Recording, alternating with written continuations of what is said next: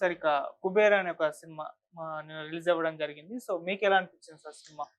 నాకైతే పర్సనల్‌గా ఎందుకంటే 'శేఖర్ కమ్ముల' ఫస్ట్ డే ఎళ్ళింది. ఎందుకంటే 'శేఖర్ కమ్ముల' అంటే నాకు బాగా అవును. ఆయన మొదటి సినిమా 'ఆనంద్' కాడ నుంచి ఫాలో అవుతూ ఉంటాను. చాలా సెన్సిటివ్‌గా తీస్తాడు. చాలా చక్కగా హ్యూమర్‌గా ప్లెజెంట్‌గా ఉంటది. ఫీల్ గుడ్ సినిమాలు.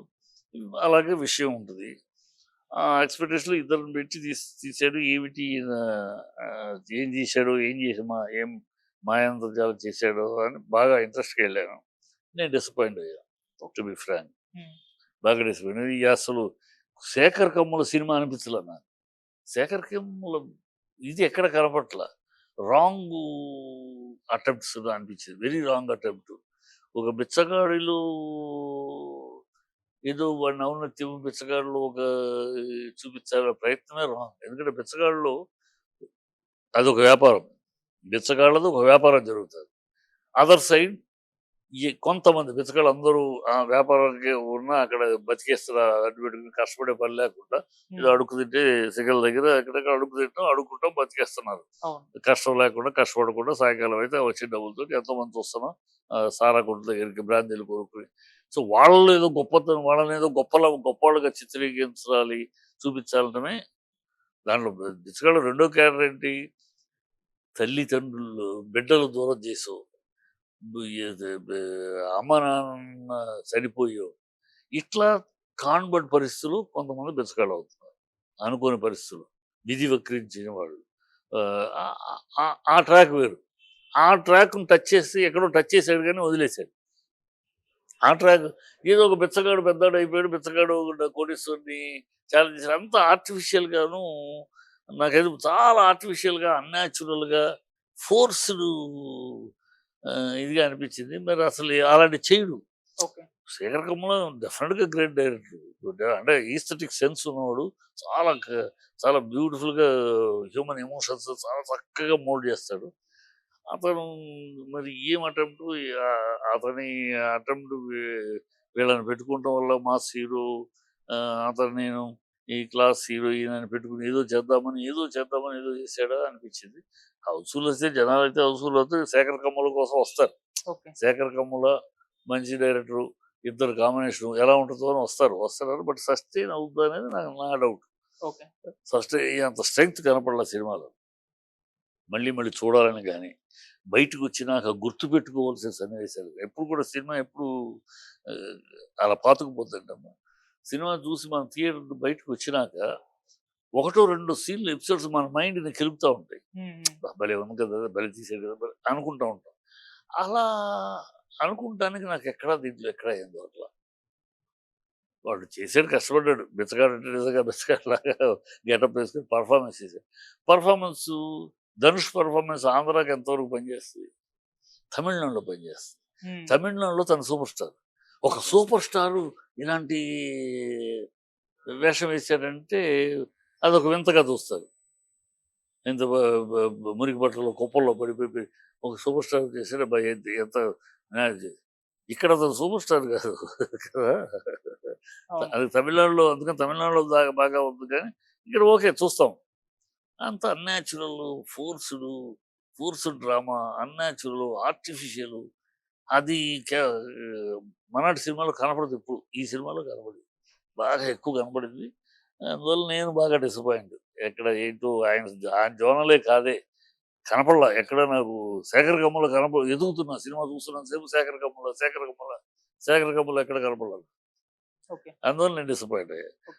సరే అంటే హ్మ్. నేను ఒకవేళ ఎక్స్‌పెక్టేషన్ మీద ఎళ్ళటం వల్ల డిసప్పాయింట్ అయ్యానో, 'శేఖర్ కమ్ముల' అంటే ఒక ఊహించుకుని అవును. ఏదో బ్రహ్మాండం ఇద్దరిని పెట్టాడు. ఏదో ఒక డ్రామా, ఒక బ్యూటిఫుల్ న్యాచురల్ డ్రామా ఏదో ఉంటది అని ఎక్స్‌పెక్టేషన్‌లో ఎళ్ళాను. ఒకవేళ ఆ ఎక్స్‌పెక్టేషన్ వల్ల ఆ న్యాచురల్ డ్రామా అలాంటిది ఏదో ఆ స్టైల్ ఆఫ్ హ్యూమన్ ఎమోషన్స్ ఇతను క్యారీ చేసే ఇది లేకపోవటం వల్ల డిసప్పాయింట్ అయ్యాను. ఆయన జోనలే కాదసలు.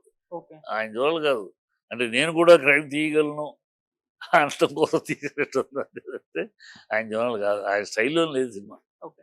సరే ఈ సినిమా తర్వాత తెలుగు డైరెక్టర్స్‌కి, తమిళ డైరెక్టర్స్ మధ్య ఒక అంటే కంపారిజన్ మొదలైంది. అంటే మన వాళ్ళు వేరే భాష హీరోస్ తోటి ఎటువంటి సినిమాలు తీస్తున్న ఒక 'సార్', ఒక 'లక్కీ భాస్కర్' ఇప్పుడు ఇది అంటే మినిమమ్ బ్రాడ్ అయితే కాదు గానీ మీరన్న ఒక 'ఎవరేజ్' స్టైల్‌లో ఈ మూవీ 'కుబేరా'.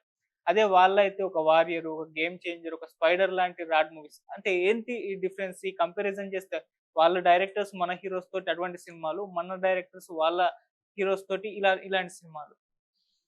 ఏమో ఈ సినిమా ఎలాంటి సినిమా అనేది కాదు. తీస్తున్నాం ఇప్పుడు, గతంలో లేదమ్మా. హ్మ్. గతంలో మనమే ఎగబడి మన తెలుగు వాళ్ళమే ఎగబడి తమిళ్ డైరెక్టరు, ఇంకో డైరెక్టరు, మనకి ఇక్కడ డైరెక్టర్ మొదలుపెట్టి అక్కడ నుంచి తెచ్చుకుంటాం. వాడు ఒక హిట్ ఇవ్వగానే తెచ్చుకుంటాం. కరుణాకరన్ ఒక హిట్ ఇచ్చాడు, తెప్పించేసుకున్నాం, ఇక్కడ చేస్తే తర్వాత అక్కడ ఫ్లాప్ వెళ్ళిపోయాడు. సో తమిళ వాళ్ళు ఎంటబడి ఒకరు తమిళనాడులో ఒకటి సక్సెస్ అవగానే ఎరగబడి తీసుకునేది మనమే. మన వాళ్ళని ఎప్పుడు కూడా వాళ్ళు దాసనారాయణరావు గారు అన్ని హిట్లు ఇచ్చిన ఆయన ఎప్పుడు తీసుకోలే. రాఘవేంద్రరావు గారితో ఎప్పుడు సినిమా తీయలే, రాజమౌళితో ఎప్పుడు తీయలే. మన ఇండస్ట్రీలో సక్సెస్ఫుల్ డైరెక్టర్ ఎవరితోటి మనం ఎంత సక్సెస్ ఇచ్చినా ఎవరితోటి మాకు చేయండి అని తమిళోడు ఎవడు రాలో, ఎవడు రాడు కూడా. వాళ్ళు మనమే ఎగబడి వెళ్ళేవాళ్ళం.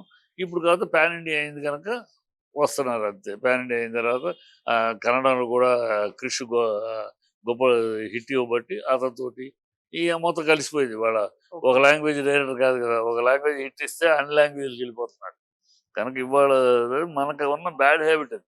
ఓకే. మనం ఎప్పుడు ఈ ఈ పొరుగింటి పొలకూరు రుచి అని మనకి మన దగ్గర ఉన్న వాళ్ళకన్నా అక్కడ ఉన్నవాడిని ఎవడ సక్సెస్ అయితే వాడిని తెచ్చుకుని తిరిగి పెట్టుకుంటాం. అక్కడ అది ఆ విషయంలోనే చాలాసార్లు వాడిని తెచ్చుకుంటే వాడు అసిస్టెంట్ డైరెక్టర్ని అక్కడ నుంచి తెచ్చుకుంటాడు. వాళ్ళ స్టాఫ్ వాళ్ళ టెక్నీషియన్ ఇక్కడ వాళ్ళకి పనులు ఉండవు. ఇక్కడ వాళ్ళని ఆపేసి వాడు తమిళ డైరెక్టర్ పెట్టుకునేవాడు మొత్తం తమిళ స్టాఫ్ ఉంటారు. ఈ దరిద్రం ఇప్పుడు తగ్గింది. ఇప్పుడు ఆ దరిద్రం మొత్తం అయిపోయింది కనుక ఇప్పుడు లేదు. ఆ టైంలో ఆ దరిద్రం ఉండేది.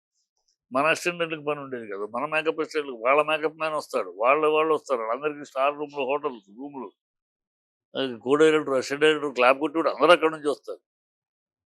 ఇక్కడ మా నాన్న పెట్టుకుంటా అనుకుండదు. అదేముంటే తమిళ డైరెక్టర్ ఆయనకి అండర్స్టాండింగ్ టీము. మనం ఎరిపప్పుల్లాగా ఓకే ఓకే అని దొబ్బ పెడతాం. వాడు ఒక్కడు తీరు, ఒక్కడు 100 సినిమాలు చరిత్ర సృష్టించిన దాసరి గారితో ఒక్క సినిమా తీశారు, 'నక్షత్రం' అని ఒక సినిమా తమిళనాడు. రాఘవేంద్రరావు గారు ఇండియన్ స్పీల్బర్గ్ అని పేరు తెచ్చుకుని రాఘవేంద్రరావు గారు ఒక్క సినిమా తీశారు కదా. మనం అక్కడ ఎస్పి బుత్రామన్ వచ్చాయి, అక్కడ ఎవడు సక్సెస్ అయ్యాడా రా బాబు, మేము ఉన్నాం అక్కడ తెలుసుకుంటున్నాం, రా మమ్మల్ని దుబ్బుకుని వెళ్ళు అని. మన దౌర్భాగ్యం కనుక అది ఇప్పుడు అదేముందండి, ఏ జోన్లో తీసే వాళ్ళు మనం ఎన్కాస్ట్ చేసుకుంటున్నారు. మన పాన్ ఇండియా అయినాక మనం తప్పదు, ఆ దారిలో వెళ్ళాలి కదా. పాన్ ఇండియా అయినాక ఇతర భాష హీరోలతోటి చేయటం కాంబినేషన్. ఇక్కడ ఇంకో విషయం ఉంది నువ్వు అడిగిదారు. మన హీరోస్ ఒకే రేంజ్ హీరోస్ కలిసి చేయరు. అదే రేంజ్ హీరో బయట లాంగ్వేజ్ తోటి చేస్తారు. అక్కడ ఈగోస్ పాయింట్స్. ఉదాహరణకి జూనియర్ ఎన్టీఆర్, పుష్ప కలిసి చేస్తారా? జూనియర్ ఎన్టీఆర్ ఇద్దరు బ్రహ్మాండమైన ఆర్టిస్టులు, ఇద్దరు కష్టపడరు. ఇద్దరు కష్టపడి కాంబినేషన్ చేస్తారా? చేయదు. నాకెంత ఉన్నాయి, నీకెంత, నీ సీన్ ఏంటి, నా సీన్ ఏంటి, ఈ ఫ్యాన్స్ ఏంటి, ఈ పిచ్చి పిచ్చి అని ఉంటాయి అక్కడ. అదే నువ్వు హృతిక్ రోషన్ తోటి చేసేస్తారు, అదే ఇంకో తమిళ హీరో తోటి చేసేస్తారు. మన తెలుగులో ఇద్దరు కలిసి చేద్దామంటే ఏదో వెంకటేష్ మహేష్ రేంజ్ ఒకటి, వెంకటేష్ రేంజ్ కలిసి కుదిరింది. ఈక్వల్ వెంకటేష్ పవన్ కళ్యాణ్ ఏమన్నా వెంకటేష్ ప్రభాస్ చేస్తారు, చేయదు. త్రిబులారు ఆర్ఆర్, త్రిబులారు రాజమౌళి కనుక కుదిరింది. రాజమౌళి కాకుండా కాదు, రాజమౌళి కనుక 3 ఏళ్ళు 4 ఏళ్ళు అయినా అది వేరు. అది రాజమౌళి స్కూల్ వేరమ్మా. రాజమౌళి స్కూల్ అందరికీ వర్కౌట్ అవ్వదు, అందరికి అయ్యేది కాదు. ఆయనకి సరే. అంటే నార్మల్గా మనకి గతంలో కృష్ణ గారు, రామారావు గారు ఉన్న రోజుల్లో కాంబినేషన్ రెడీ అయ్యేవారు. ఎస్, చేయటానికి రెడీ అని. మా నాన్నగారే ఎన్ని కాంబినేషన్లు, కృష్ణరాజు, కృష్ణ రామారావు గారు, Krishna Sobhan Babu, multi star Krishna Rajinikanth, multi star సినిమాలు మా నాన్న చాలా రాశారు ఇలా.